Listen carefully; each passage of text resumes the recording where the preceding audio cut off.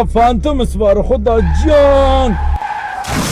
واو بیلا خب ماشین مردک ماشین ما میزنی مردی به پایین بهتون بدم. چه پاخ و پیخ و کلنگ و کلینگ چکارم؟ فکر کردی چیه؟ این پراد قیمتش 150 میلیون تومنه.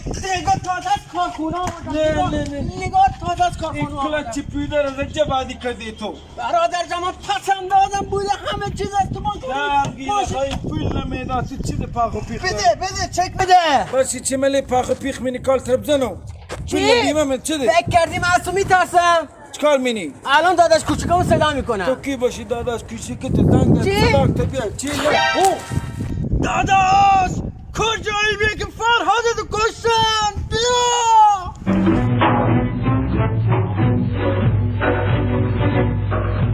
چی شده داداش اینو میبینی؟ کی این به ماشینم زده تازه دو قرطونی میشم باقیه. فردی تو کی نکالو چی خوبی لاله سالم سلام چی شده داداش لاله چه کلت لگیده و نمه میگو بیمه میده سپر نیچو اینو بیمه میخواد بده خب میده آورت نو مثل لاله دوان داره کار داشتم داداشم چجور راش رفتار خیرات کردی که ما خطره چین گفتم میگه داداش کوچیکم و تو کوچیکه که اینم بزرگه چیزه باشه داداش خودش شبیه بیمه سالسه میگه بیمه میده.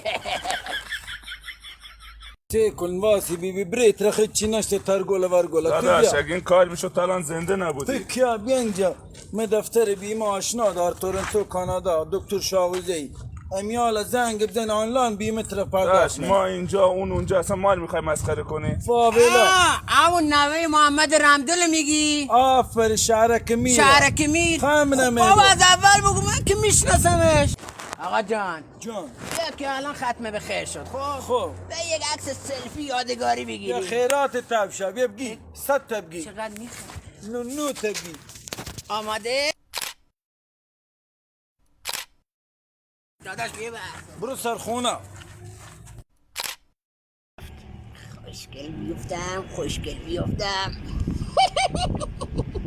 به من چه که تو سلفی من نمیفتین تقصیر خط خودتونه.